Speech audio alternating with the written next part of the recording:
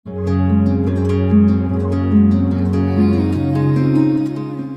Guys, எல்லோரும் எப்படி இருக்கீங்க? இன்றைக்கி நம்ம வீடியோவில் என்ன பார்க்க போகிறோம்னா பிரெட் உப்புமா தான் பார்க்க போகிறோம். இது காலையில் பிரேக்ஃபாஸ்ட்டாகவும் வச்சுக்கலாம், ஈவினிங்கில் ஸ்நாக்ஸாகவும் வச்சுக்கலாம். வாங்க எப்படி செய்கிறதுன்னு பார்க்கலாம். நான் இதை ஒரு 3 பிரெட் எடுத்து வச்சுருக்கேன். இந்த மாதிரி சைட்லலாம் கட் பண்ண வேண்டாம். இதை 3 பார்ட்டாக கட் பண்ணிக்கலாம். இந்த மாதிரி நீளமாக ஈக்குவலாக இருக்கிற மாதிரி கட் பண்ணிக்கலாம். இந்த மாதிரி கட் பண்ணிவிட்டு இதையவே திருப்பிட்டு இதையும் நம்ம ஈக்குவலாக இருக்கிற மாதிரி 3 பார்ட்டாக கட் பண்ணிக்கலாம்.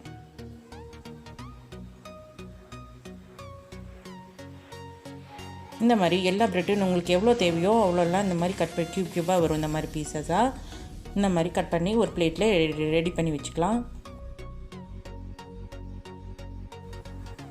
ஒரு கடாயில் எண்ணெய் ஹீட் ஆனதுக்கப்புறம் 2 பச்சை மிளகாய் நீளமாக கீரி போட்டு வச்சுருக்கேன். அதை போட்டுட்டு கருவேப்பிலை கொஞ்சம் சேர்த்திக்கலாம்.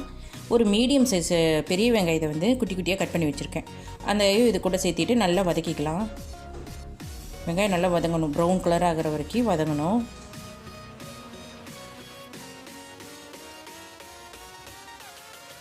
வெங்காயம் நல்லா வதங்கிருச்சு. இப்போ நல்ல பழுத்த தக்காளியை ஒரு சின்ன தக்காளி அதை ரொம்பவே குட்டி குட்டியாக கட் பண்ணி அதையும் இது கூட சேர்த்திட்டு நல்லா வதக்கிக்கலாம். வெங்காய தக்காளி நல்லா வதங்கணும்.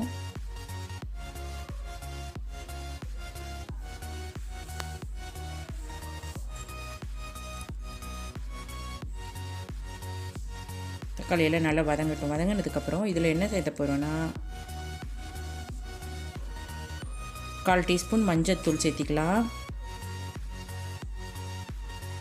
மிளகாய்த்தூள் உங்களுக்கு எவ்வளோ காரம் தேவையோ சேர்த்திக்கோங்க. ஆல்ரெடி பச்சை மிளகாய் சேர்த்திருக்கோம், அதனால் நான் கொஞ்சமாக தான் சேர்த்திருக்கேன். சாட் மசாலா கொஞ்சம் சேர்த்திக்கலாம்.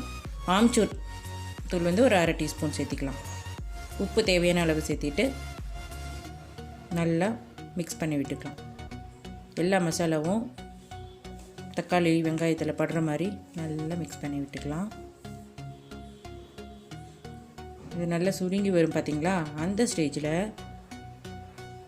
பச்சை பட்டாணி ஒரு 1/2 கப்பு எடுத்து வச்சுருக்கேன். அதையும் இது கூட சேர்த்துட்டு நல்லா மசாலாலாம் பட்டாணியில் படுற மாதிரி நல்லா மிக்ஸ் பண்ணிக்கலாம்.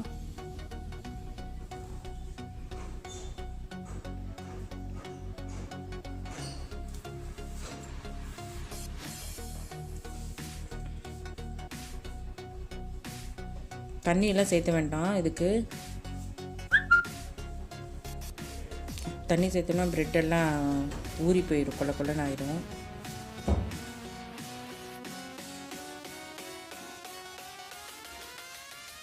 பட்டாணியெல்லாம் நல்லா குக் ஆயிடுச்சு. இந்த ஸ்டேஜில் நம்ம ப்ரெட்டை சேர்த்திக்கலாம். கொஞ்சம் கொஞ்சமாக போட்டுக்கலாம் மேலே.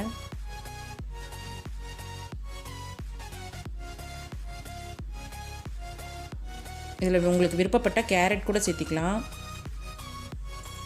கேரட், பீன்ஸ் அந்த மாதிரி என்னென்னலாம் நம்மளுக்கு ஹெல்த்தியாக இருக்கோ இன்னும் அதெல்லாம் நம்ம சேர்த்திக்கலாம்.